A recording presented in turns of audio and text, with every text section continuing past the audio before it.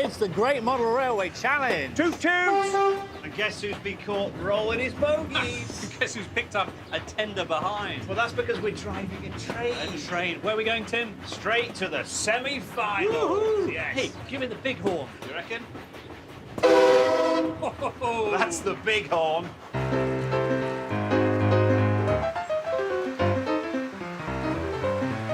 We've reached the semi-final stages of the Great Model Railway Challenge.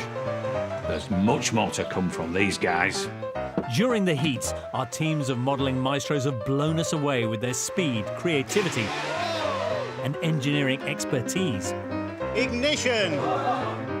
Now only 6 teams remain, and for them, this competition is about to get even tougher. We'll be allowing no pre-builds. There's also an operational challenge. At stake are places in the grand final. This is close, isn't it? Yep. Come on, give us a clue. Who is it? There they'll do battle to win a coveted stand at the UK's most prestigious railway exhibition. And the honour of being declared the new champions of the Great Model Railway Challenge.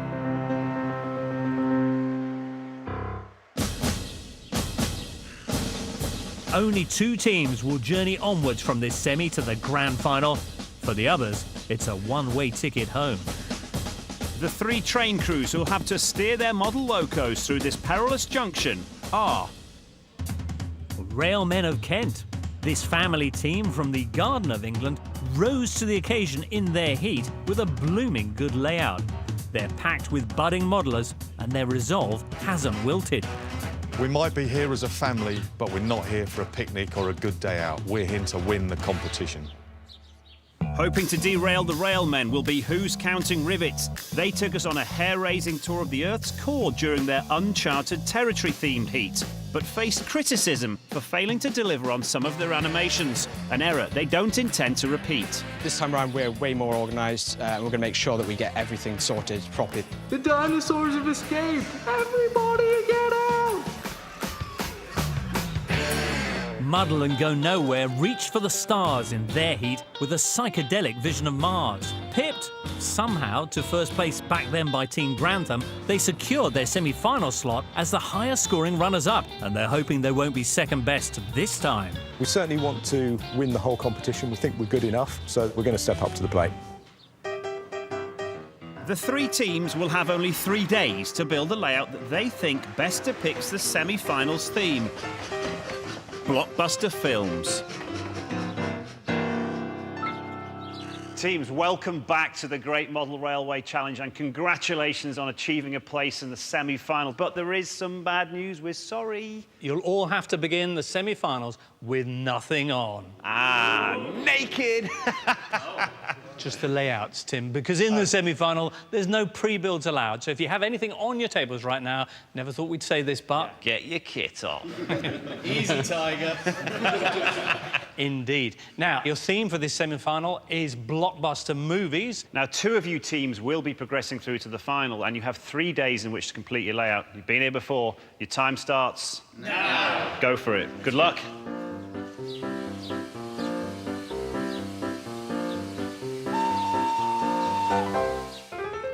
The teams have been given identical baseboards on which to build their blockbusters, each one pre-fitted with a double loop of track. But that's all the help they'll be getting. Now, how are we going to do this without causing a natural disaster? As well as having only 3 days to build their layouts from scratch, the teams must also overcome an operational challenge. During their demos, they must move an item across their board without touching it by hand, all under the watchful eyes of our judges. Editor of Railway Modeller magazine, with a mind as cold and sharp as his name, Steve Flint. This semi-final is all about depicting famous movies. The teams must envelop and entertain us with their cinematic creations, but not at the expense of top-quality modelling. And award-winning master modeller and queen of the social media screen, Kathy Box Office Millett. I love the movies. I go to the cinema every week and nothing beats the next blockbuster. So I don't want to be shortchanged. I want to feel like I'm actually there. Hello again, Fred. Hello, James. Hello, Kathy. Nice to see you. And you, thank you. Well, I say we were all tremendously impressed by your Boadicea Park. Boadicea Park. One of the most impressive layouts we've seen all series. And a fabulous family effort as well, Fred. Yes, it was. Everyone pulled together and everyone did their little bit, and I know there were concerns we might have a bit of a falling out while we were doing it, but I'm pleased to say we got through the whole thing with barely a tiff. Excellent. So what is the layout this time? Our blockbuster theme is the Harry Potter movies. Who knew? Everyone's favourite short-sighted sorcerer is a train spotter. This Harry Potter-themed layout has a Jacobean twist, thanks to the iconic Glenfinnan Viaduct taking centre stage. Locos in Hogwarts livery will rattle past the legendary School of Spells itself, while a flying car buzzes past a rotating statue of Bonnie Prince Charlie. And the operational challenge? Well, that involves transporting a load of essential school supplies. Magic wands, obviously. Harry Potter is more than trains and Hogwarts. Have you got any flying broomsticks, though? We have got flying broomsticks. In front of the viaduct, we have a Quidditch pitch. In the centre of the pitch, we're going to have some flying Quidditch players chasing whatever they chase. The golden snitch. Right. Sounds like magic. I'm looking forward to it casting a spell on me. We'll see which is the winning team, eh?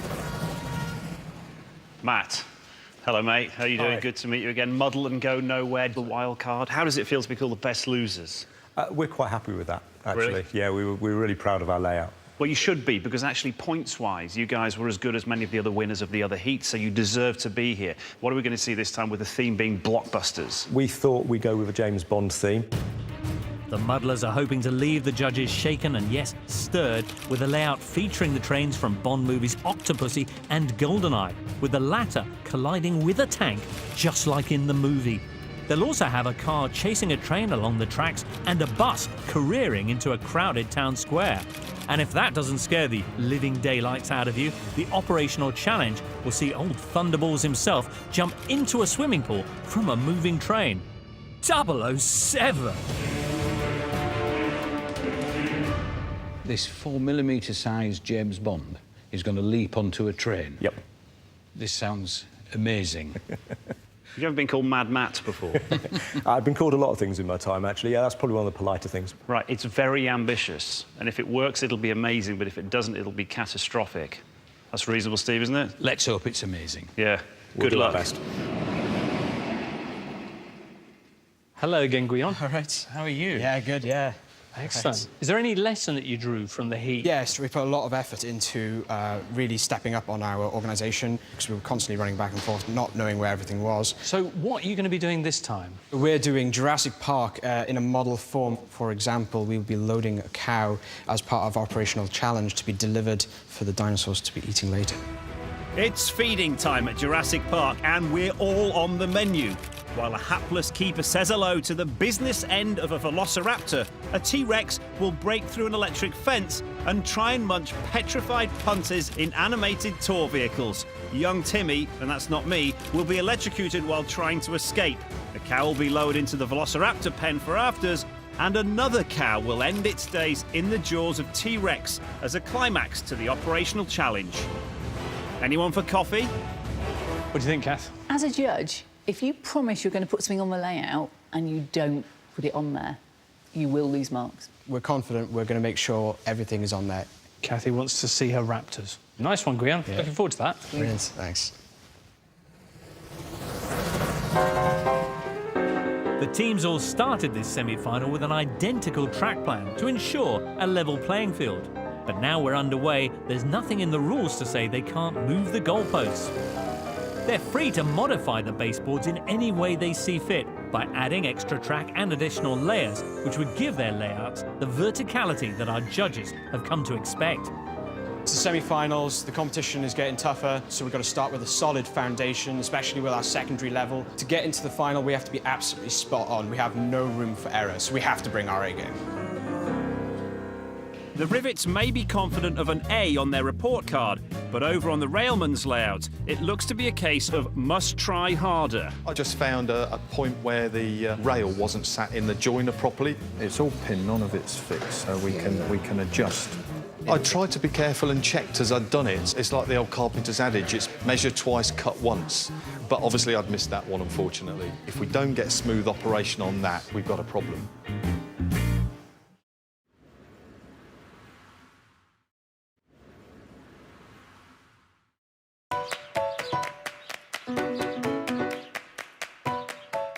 day one of this semi-final, and for the three teams of modellers, building a blockbuster movie-themed layout in just 3 days is proving a real challenge. Oh my God. I was expecting it to unravel, but it tightened into a horrible... What were you trying to do? Just ravel it. Do you need a hand? The railmen of Kent have had problems with the track on their Harry Potter-themed layout. Can they regain their magic touch as they test trains for the first time? First test of the layout, fingers crossed. Over to you, James.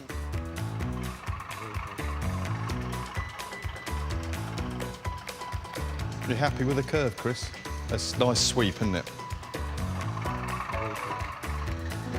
Did she derail there? Yes, right there, on those points. It's a reverse curve. There's a hell of a gap here.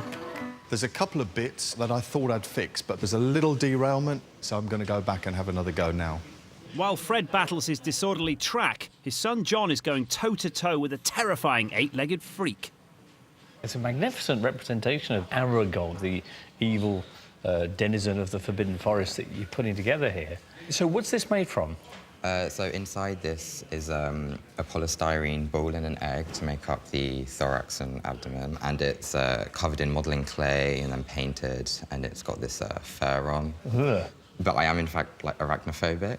Are you? Yeah. So in order to make this, I looked at a photo of Aragog for, like, a couple of seconds, got rid of it, and I'm making this completely on memory. Because if you looked at it for longer, it makes my skin crawl. When Dad said, oh, yeah, you can make Aragog, I was like, no, I'm not.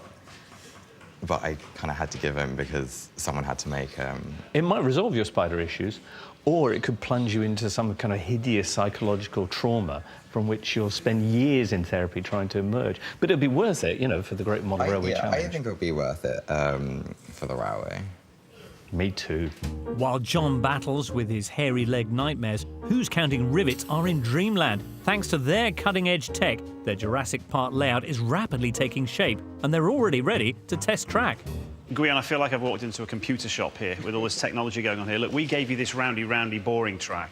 And typical Guion and your team-wise, you've done something ridiculous with it. Yes, so... What have you done? We were really bold, and we decided to plaster the inner loop and turn it into a road. OK, why? Because we have our tour vehicles, and in the film, they are road vehicles that run across a automated path, and we've emulated that somewhat by using the track as the guidance system. And it's not running like a conventional model, where it takes the power from the track. It's actually fitted with a radio receiver, and I have the control right here. So that thing is an independent vehicle, you could put it on the floor and control it and drive it? No one's done this before that I've seen? As far as I'm aware, no one has done this before, at least in this capacity. Right, shall we see it? Yes, let's go for it. All right, here we go then. So there's no steering. This is a car on a train track. Oh, that is great. Oh, it's off. I mean, I could try running it a little slower. Do you want to try that? We'll have a go. OK. Come on. OK, we're round. This is good. So this thing is trying to drive in a straight line? Yes. But the track is guiding it round the corners? Yes. I love your ingenuity. Well done, team. Yep. Good work. Nice one. Guion, you deserve a sweep for this. Oh, excellent. Only one, though. Only one, OK. Only one.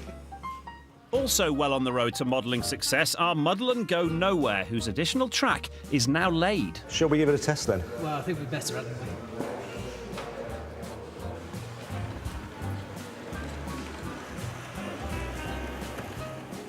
I would say that was a pass. Good stuff. As day one of the semi-finals comes to a close, it's time for the judges to consider how creatively the teams have interpreted the brief and award provisional points based on what they've seen so far. Well, team, who loves a blockbuster movie? Absolutely. And I have the feeling these three layouts could be real successes, or maybe just end up in the can. Let's talk about Muddle and Go Nowhere. We've all got our favourite James Bond train scenes, eh, Steve?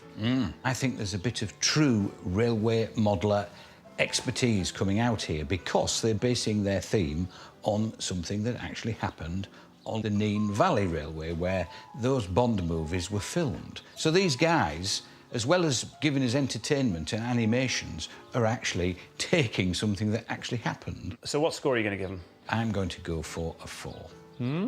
So a 4 from Steve. Kathy, what are you going to give them? I'm going to give him a 4 as well, because I think there's a lot of creative elements, but it's really got to work. And this is the semis. I may look at it again later. OK, so a 4 from each of the judges. Nice. Now, Who's Counting Rivets are doing a homage to Steven Spielberg's Dino-tastic Jurassic Park, which contains all the bits you'd expect. Kathy? I'm really excited that they have all those classic movie elements in there. The goat being eaten, the fence coming on, all of that is in there. And I think that's what we need from a blockbuster layout. It encapsulates the whole movie. So creatively, what are you going to give them for a score? I'm going to give them a 4. Do you feel the same way, Steve? I do, yes. I'm going to give them a target mark of 4. Railmen of Kent are doing a wonderful sounding Highland layout with a combination of Bonnie Prince Charlie and Harry Potter and the train line that leads to Hogwarts Castle. Steve, have you had a chance to look at their layout? You know, they've got lots of track, proper loops, proper inclines, proper viaducts. It'll be fun to see what they can come up with. So a score? A score, for me, I'm going to go with another 4. Creatively speaking, they're the ones who've taken the most risks, I think, with this theme. Is that fair, Kathy? I think it is. I mean, everything in that layout looks beautiful, from its sinuous flowing curves of track work, the flying broomsticks in the Quidditch match, which I'm really looking forward to seeing, all the way through to the flying car. I feel like 4's the theme, so I'm going with 4 too. But what I will say, a lot of them are banking on their animations to push up their creativity score. And if they do not deliver, we will mark them down. So, the winners of this blockbuster semi-final could well be the team who produced the best animated feature. For now, though, the scores couldn't be more level. Back to the display room, then, where Railmen of Kent's efforts to give their movie layout a soundtrack aren't going smoothly. We've fallen behind quite significantly due to some track problems earlier, and that's meant I'm playing catch-up, so I really need to work hard to get the animation started, but I've still got quite a lot to do. Things are looking more positive for Muddle and Go Nowhere. Phil has spent hours adapting their locos to look like the trains from Octopussy and Goldeneye, and his efforts are finally bearing fruit. You may wonder why I've got a banana here. Well, it's just strategically placed so that these carriages don't fall off the end. Any sort of fruit would suffice, as long as it's long and flat. If you haven't got a banana, you could use a cucumber or a slice of melon, but I definitely wouldn't advise oranges or apples as you're playing with fire there. Indeed. Turns out, though, the muddlers aren't the only ones going bananas. Up at the other end of the display room, Who's Counting Rivets are doing something pretty bonkers for their operational challenge. Guillaume, you've got a smirk on your face and I can see something weird over there. What are we looking at? We are looking at part of our operational challenge is the T-Rex, and he is now fully motorised with servo control. So how's it working? So we're using a radio transmitter, we've got a receiver under the board, and we have a pair of servos, and I'm really only using these 2 dials to control the dinosaur. Well, can we see it work then? Yeah, no worries. Come on, get him. This is stupid. Have you got time to be doing it? The ball, what do they represent? They're not going to be on your layout, though. No, it's just something for me to do right now. OK, good. So we just eat these.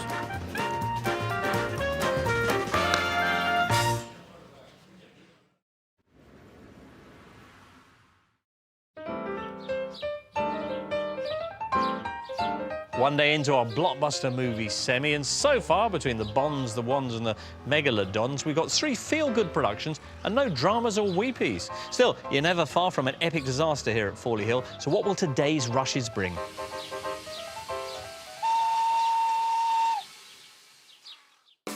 Day 2 of the Great Model Railway Challenge sees the judges assessing the teams on the quality of their craftsmanship. The teams could get carried away with their animations, but the bedrock of any great layout is its build quality. I don't want to see them cutting any corners. Yesterday, trains were delayed on family team the Railmen of Kent's layout, thanks to some poorly laid track. While the younger generation struggled to get the main line working, Great Uncle Nick is scratch building one of their Harry Potter-themed layout's key landmarks. Nick, you wowed us in the heats with that incredible St Pancras. And here's something a little bit architecturally similar, but it's Hogwarts Castle. It is. And where's the design from? Well, it's just imagination. Are these toilet rolls? Yeah, there's toilet rolls and kitchen roll innards and things from decorations. The next stage is to use plaster bandage, and then it'll be painted. Well, Nick, I'll let you potter on and look forward to seeing the consequences. You'll see it by the end of today. Incredible. Back in the display room, the muddlers are working on their James Bond action sequences. But so far, their bus chase animation is looking more number 7 than 007. Yeah, still got some work to do on that. We need to spend a bit more time on it, I think. Yeah. Did you knock it off? No. Oh, it's that lump. The lump there. Yeah. I think it's safe to say I feel pretty crap at the minute, just because we are that far behind. I think we'd all feel much happier if we were more progressed. The modelers are already under the cosh, and now things are about to get even tougher. For day 2 sees the Scratch Build Challenge return, when one member of each team faces the additional task of turning a household object into a beautiful scenic item. The Scratch Build Challenge. Some people think it's really mean, but we need to understand the calibre of the modelers we're dealing with, and this will test them. So let's have a look at the 3 items that have come courtesy of James's bathroom cabinet. And James is follically challenged, but nevertheless, the first item is for massaging that egg in a nest, a head massager, which I think people use for encouraging hair to grow when it doesn't. The next one is, what's that? Miracle Grow. It doesn't work. I don't think in James's case. Right, so the next one is that. And the third item, an eyelash curler.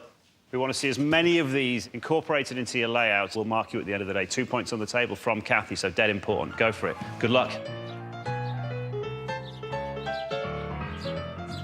I'm against another winner of the Scratch Build Challenge from their heat, so the competition is quite tough, I think. But I think I can do this. While railman John gets his scratch on, the rest of the team are, a day and a half into this semi, finally ready to test their track. Or at least they hope so. Looks like success to me. Now I'm happy. We've had a couple of trains running and they look good, but there's still a lot to do to get it to the standard that we expect. In their heat, Who's Counting Rivets were guilty of under-delivering on their animations. They plan to clear their name in this semi with an array of special effects, including a shocking scene from Jurassic Park. What's going to happen is, this is the little boy, he's going to come flying off the fence and hit the ground. The scratch builders have been scratching their heads about what to do with the head scratcher. But John's had an idea that may help him bring their Harry Potter-themed layout to life.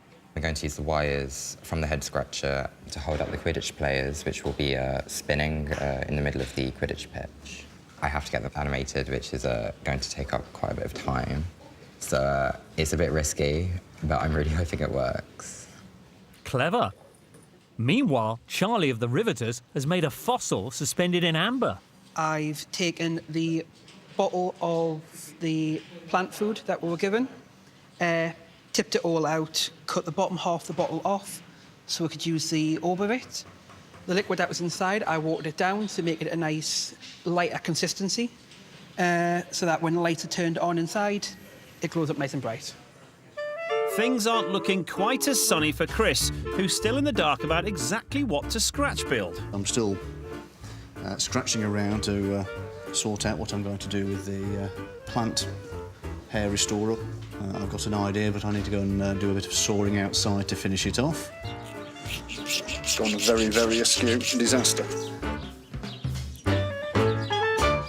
The railmen now have their main line running, but they still have track to lay. And with their next stretch, they hope to recreate another iconic scene from Harry Potter. So in the film, the flying car arrives at the viaduct and follows the train. So this car is going to sit in a little narrow gauge wagon, and then as the train goes by, the car should follow the train around the viaduct, if all goes to plan. You have 5 minutes to complete the Scratch Build Challenge.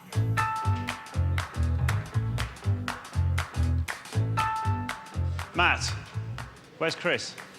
I feel stressed. Chris? Tim, 4 minutes. I better take this home now, then. You better get on there, like, right away. Yeah, like, run. I'm going. Because if it's not on there, it won't get counted. I know. How's your last one going? No, it's not. It's not going to happen, that one. I'll try and do something with it. Splash a bit of paint on it, anything, really.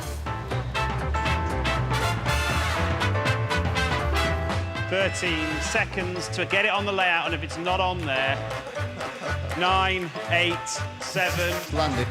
Well done. OK, 3, 2, 1...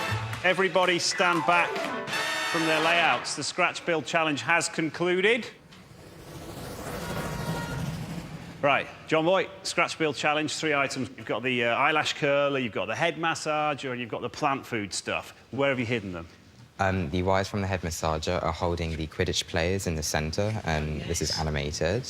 An animated Scratch Build Challenge, we do not see too many of those. That's great. OK, so that is the prongs from the head massager. What about the rest of it? Secondly, we have the eyelash curler, commemorative statue for the Quidditch holding the golden snitch. OK, that's fantastic. Behind the viaducts, we have the column for Bonnie Prince Charlie, and this is held up by the bottleneck of the plant fertilizer, which is on top of the base of the head massager. It's that good you could be lying. Is that honestly what's in there? I mean, Yeah, I don't recognise any of those. And the rod going through the column is what Bonnie Prince Charlie will be spinning on. Right, that's all 3 of them. That is... Well done. Chilling with a cup of tea, Chris, but nevertheless, at the last second, you threw your things on the board. Where are they hiding? First one's there, which is the last one to land. Not my best attempt. It's a industrial chimney. That includes part of the head massager and also the plant food. Right, OK. So we've got the wonky chimney. The beautifully... Wonky chimney. Handcrafted wonky chimney, cool. OK, what's the next item? The next item is this little scene here. From the head massager again, we have some lamp stands. This is the eyebrow machine. The chase camera car. So that is all 3 of your Scratch Build items, so mission accomplished, even though you left it to the last second. Charlie, your 3 items of Scratch Build Challenge, where are they? First one, in the top right-hand corner, we have our apparatus for the weather control system. Nice, OK. Second one, using the bottle from the plant food as well as some of the liquid watered down, have created our display at the back, which... Oh, no way. Lights up as well. There's a reaction for you. Wow. And we have a third one as well. It is the hinge of the eyelash curler. And what does it do? Oh, don't tell me that. Oh, my word. Wow. That is... I'm supposed to be impartial. That is... wow.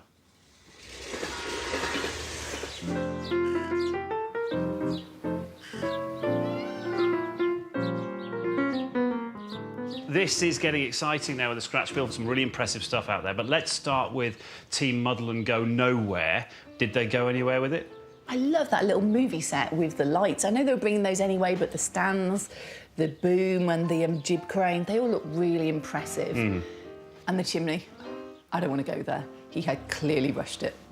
I hear you, forget the chimney. Let's move on to the Railman of Kent. I thought they used all the items really skillfully. The column, the Quidditch memorial, and then the Quidditch players that moved. My only reservation, they were already planned, so the column was always planned and he just substituted some elements. And the Quidditch players, beautiful as they were, the actual prong of the head massager, they were already going to use a piece of wire for that. OK, who's counting rivets? Oh, wasn't that dinosaur gorgeous? Really clever use of the eyelash curlers. So that was animated electronics, something we haven't seen before. I loved that, personally. And they were the only people that used the liquid, so I thought that was a real plus as well. So, who's going to win the Scratch Build? It is going to be Charlie from Who's Counting Rivets. Great, good call. Not that they're counting, but there's a tidy total building for the riveters. We won! Brilliant! Yay! There you go, man. Well done. Well done. Well done, Charlie. Yes. That is amazing. I can't think of what to say. Have a sweet for 10. Life isn't a sweet for the muddlers. They focused on creating animations and scenics for their James Bond layout. But as a result, work on their main board has taken a hit. Hi, guys. Hey. How's it going? Slower than we'd like. Yeah, I think you're living up to your team's reputation. Muddle. I think we are a bit today. Yeah. We've had a couple of things that have taken longer than they should have done. Is that its final finish with the tape showing and everything? I'm hoping with another coat of paint, most of that will disappear. And then I've got a load of road markings and things to go on. What I think it'll look like is more as if it's been this patched tarmac. Bear in mind, animations are the icing on the cake. You still need to have baked the cake before they're put on top.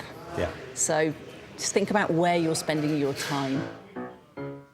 With at least one of these cinematic layouts currently at risk of becoming a box office flop, the judges consider what marks to award them for build quality. Let's do build quality for Muddle and Go Nowhere. Steve, how do you think they're getting on? Well, their layout is two parts, really. First of all, the layout on the table is really only satisfactory in terms of finish. But what's coming out of the design room in terms of kit building structures, the build quality is generally very good. It's robust, strong, and certainly looks the part. Scores? Well, on the basis of what they've done on the baseboard, they're on target for a 3. But if a miracle comes out of that design room with those kit builds, then they could well reach a 4. OK.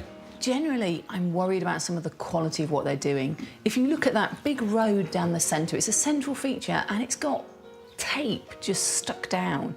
I'm going with a 3. At the heat, they did pull it all together in the last couple of hours. They may well do the same here, and let's hope they do. OK.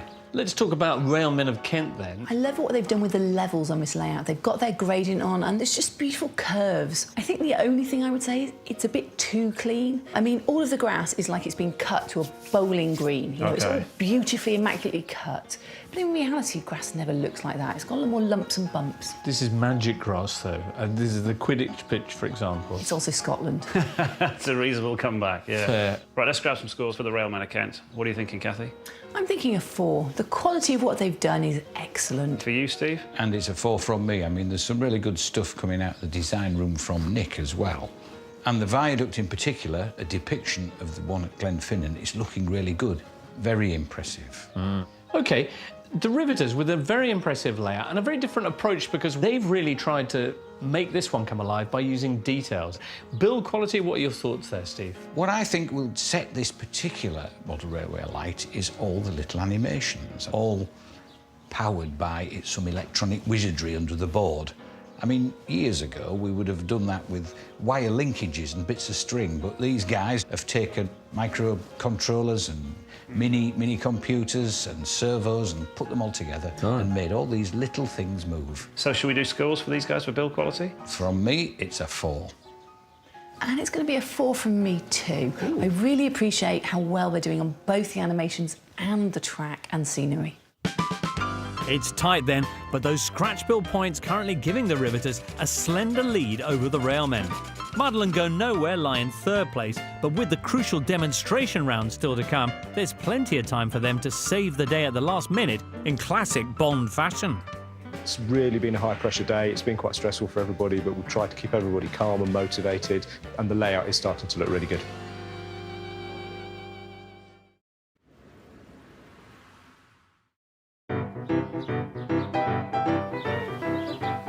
Day 3, and soon we'll discover who's heading for the railway cutting room floor.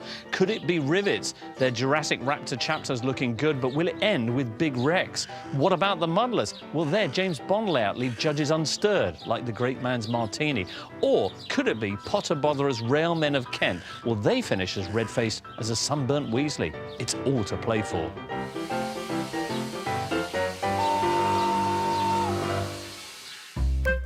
In the semi-finals, the teams must also complete an operational challenge when demonstrating their layouts to the judges. This fiendishly difficult task requires them to transport an item related to the theme of their layout from one side of the board to the other without touching it by hand. 3rd place muddlers have resurfaced their road and are ready to test a key part of their challenge, James Bond leaping from a moving train into a swimming pool, which may once have contained rice.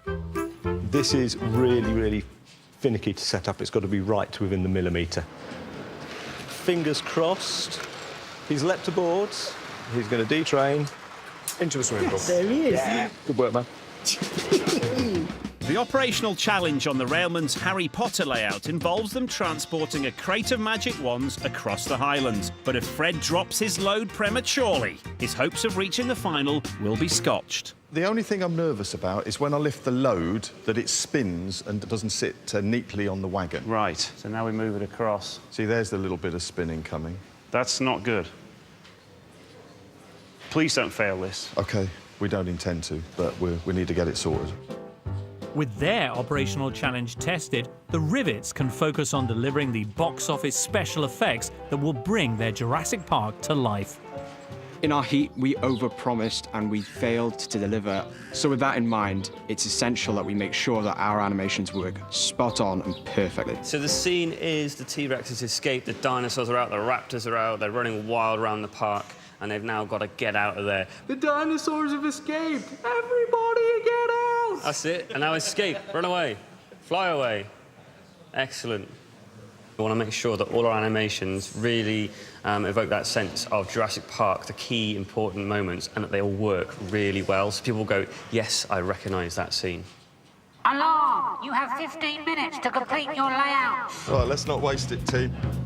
We're going to get the back scene on there. We're going to get the back scenes on here. Oops.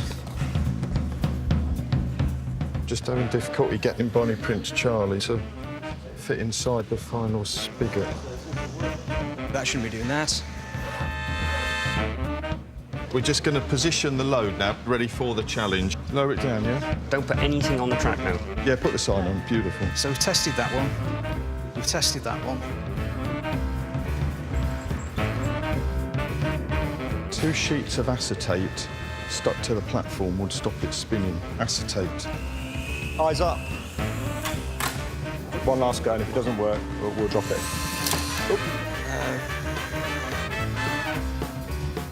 Forget that. We probably could swap it. 10, 9, 8, 7, 6, 5, 4, 3, 2, 1.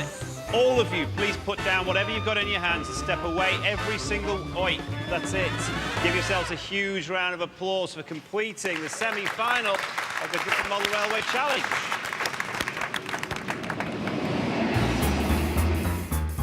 We've had a few setbacks on this build, and we've needed a little bit of Harry Potter magic to help us get over the line, but fingers crossed that's what's happened. I think this layout is exactly what the judge is going to be looking for. I think we're in with a good chance of being in that grand final. I'd like to win it. Everything's tested, everything works, we made it. I'm so proud of everybody. We've really pulled it together today.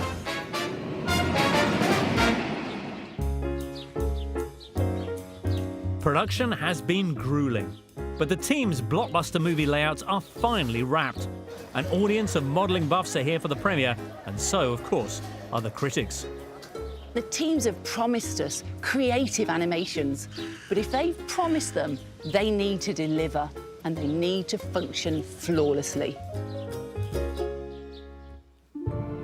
First to test are the Railmen of Kent. They scored a perfect 10 for functionality in the heat, but have struggled this time around with temperamental track and a capricious crane. That could potentially spell disaster for their Harry Potter and Jacobean-themed creation.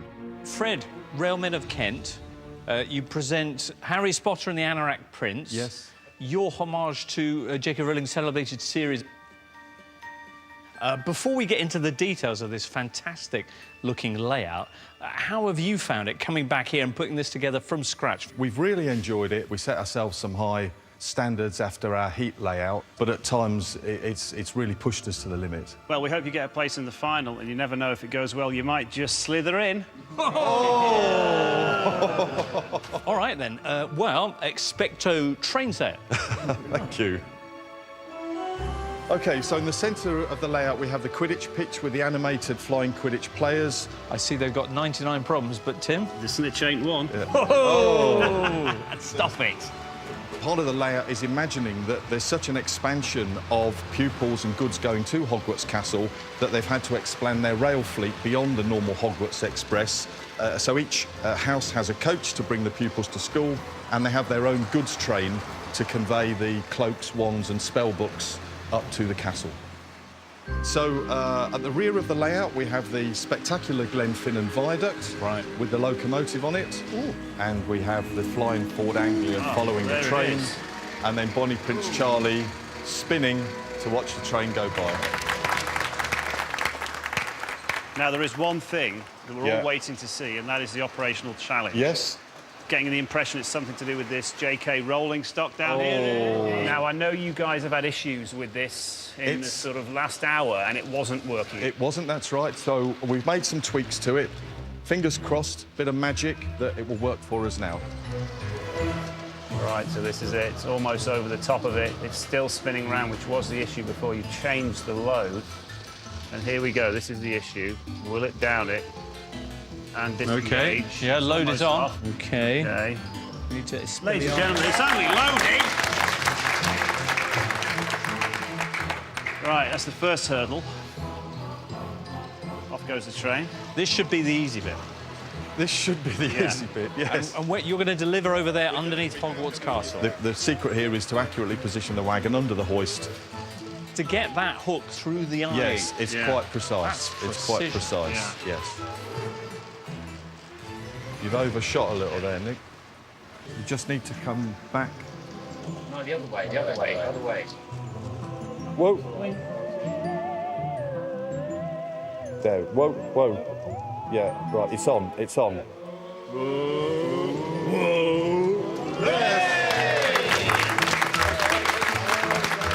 Well done, mate. Well done. Come on, we need to get it on the platform safely. Final drop now. Steady, there we go.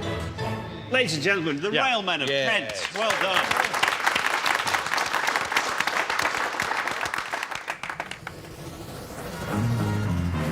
Looking to shake up their rivals and stir the judges, a muddle and go nowhere with their James Bond tribute. With scant regard for his no-claims bonus, 007 will crash a train into a tank, a car into a train, and then a bus into a market, leaving travel chaos in his wake. The uninsurable secret agent will then hurl himself from a moving train into a pool. What a nutter. You've got your Bond, you've got your gadgets, so now I think it's time to meet the queue. Hooray! Off we go. Let's see the train. Everyone ready? Speed. Sound. Slate. Action! The first train we're going to bring round then is our armoured train from GoldenEye. Yeah. And this is the control centre for the missiles. It's a Class 20 locomotive. We've created the nose out of some foam. We've plated over all the windows on the coaches, which is exactly what was done to make the original film set. So you've recreated the whole kind of film production? That's the attempt, yeah. So the Russian tank is going to hit. Go on then. Come on, come on. Oh, it's blown it apart. And it hasn't even derailed. That's still even on the track. Yeah. Woo! Well done. Tanks for nothing. Hey. As you can see, we've got the film crew's been setting up, and they've created this town scene on some vacant land. And you can see the scaffolding around the backs of the buildings, and in fact you can see through the buildings because they're still doing a little bit of construction. This is brilliant. So any problems with build quality, you can just say, yeah, that's the film crew's issue. That hadn't occurred to me, but I like that, yeah. So Bond's done the right thing. He's had rather too many cocktails that evening. He's decided to take the bus. Unfortunately, he's no good at driving it. So he's careering through the traffic. Oh, he's not doing bad. He's slaloming through traffic. Oh, nearly hit. Oh, my word. The corner. Just missed it there. Which way is he going to turn? Oh, there he goes. Oh. And a spectacular wreck. Also within the Octopussy film, there's a scene where Bond gets into a Mercedes car. He drives it onto the track and he starts to chase the train. Oh, so here he comes. Lights are on. Here he goes. And he's building up speed. He's going to be coming through. He's trying to catch that train. Oh, bit of fingering. Oh, look the at that. signalman set the points the other way for him. He's now going to crash us back another train.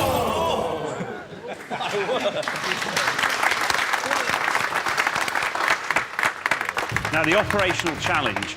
Do you think you're in with a shot of making this work this time? We'll give it our best shot. Okay. We've spent quite a long time just tweaking things, getting the model just right, getting the weight just right. So hopefully this will work. Good luck. So Bond is acrobatically hanging off the signal gantry here. And here comes the train. So he's getting ready to time his jump into the last coach. This is the animal coach. Oh, gets in. He's in the train. He's in the train. In the train. Wow. And now here comes the pool. The tolerances you're playing with there are so marginal. That is really a feat of engineering. Wow. OK. Surely that's it. We've got more. It's the end of a long day shooting, so the actors are heading home. Eyes on the helicopter, everybody, and... Yeah. Oh, look at this. Give him another round of applause, guys. Well done. Well done.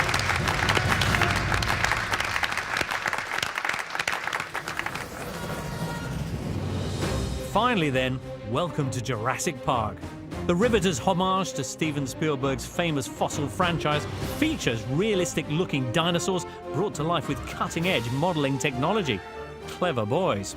Will it have the judges in T-Rextasy? So to get you guys in the mood, we have provided you some gifts from our gift shop. So, Steve, here is John Hammond's hat. For Kathy, we have a mosquito embedded in ember. Hang on, what have we got? You two. Yes. And now, honorary, park rangers. Hell yeah. My lucky stars. Yo. Whoa. Right. Well, I hope you get a rapturous response. Come on, let's see it. We will begin with our raptor being transferred to the raptor compound. Right. And oh, look, she has managed to escape and is now chewing on one of the park rangers. Oh, that's not good. So hopefully they can contain her and ensure she doesn't run amok. We have a message from inbound helicopter N293G. They're bringing the first visitors to the island. They are clear for landing. Oh, look at that. How are you doing that? We're going to start now by taking our guests on a tour in one of our road vehicles.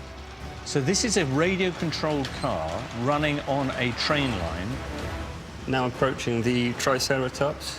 Oh, look at the Triceratops. That's well really good. A round of applause, guys. Well done. Here we have our cow suspended by crane over the raptor pit. Right. If we can lower the cow, please. Oh, look at that. Go on, keep going. Go on, right in the pit. Oh my goodness. Something's happening now. It's a carcass. But it is time now to ramp up the pressure because it is time for the operational challenge. So no pressure, but what are you going to do? We're going to lower the cow there down onto the train, and it's been there for so long it doesn't want to detach. Don't touch it, don't touch it. No use of hands. That's the key component of the rules. Hey! OK, good. So it's on its way. On its way around. Yes, we're going to deliver this now to the raptor pit. Yep. Hang on. Where's it going? It's supposed to be going to the raptor, Steve. Oh, What no, are you where's it doing? going? It is now on its way somewhere else. I see what is going on over there. It looks like our T-Rex. Oh, he's broken through the high voltage fencing. What a bit, Steve? Oh. Back a bit. Come on, magnetise back. Right.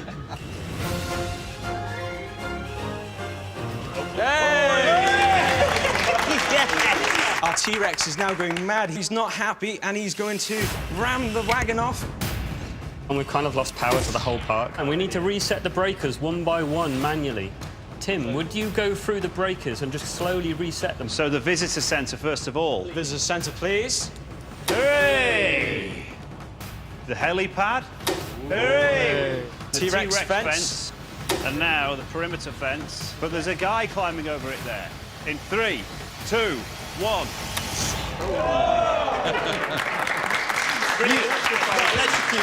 Everyone to the helicopter. And away it goes, fleeing from Jurassic Park. How are you doing that? Give him a round of applause.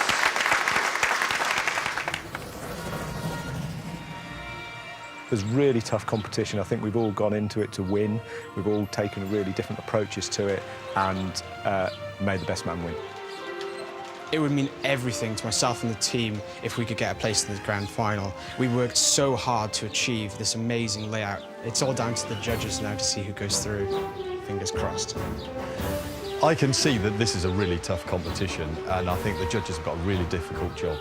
To win the semi-final would mean everything for us. We're up for building another fantastic layout in the final.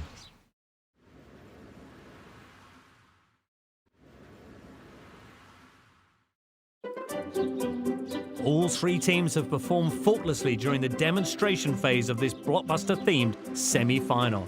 Now, the two toughest critics in the business must decide who advances to the grand final and who gets left on the cutting room floor.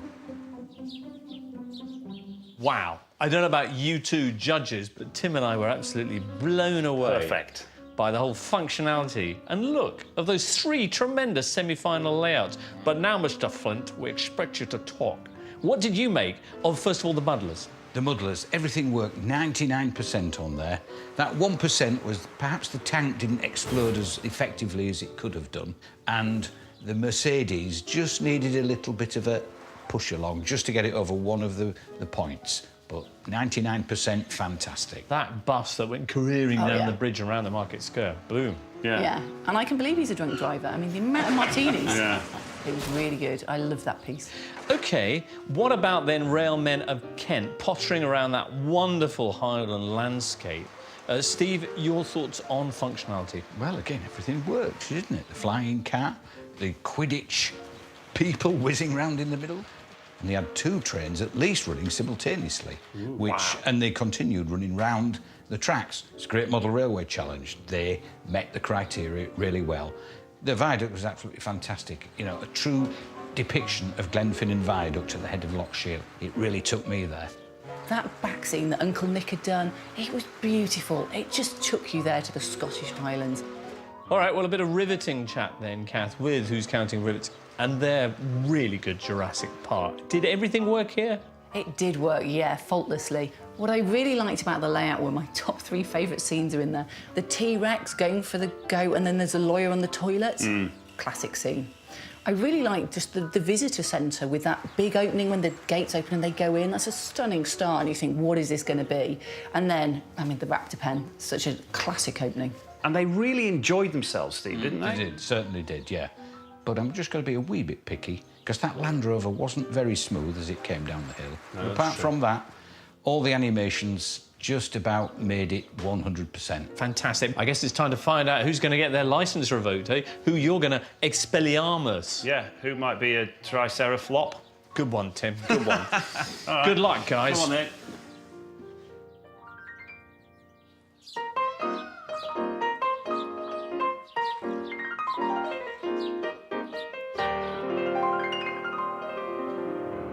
Teams, wow. I mean, what can we say? Thank you for entertaining us. Thank you for making those wonderful layouts. And have you enjoyed yourselves? Yes! Unfortunately, the way the rules are, 2 of you guys will be going through to the final, 1 will be going home, and that's just the way it is. So, let's find out now the first of those 2 teams progressing through to the final of the Great Model Railway Challenge. Judges. The winning team is... Who's Counting Rivets? Well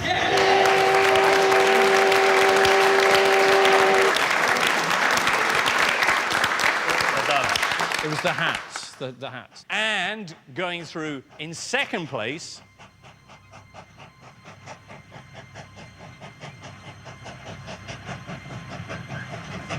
Railmen of Kent.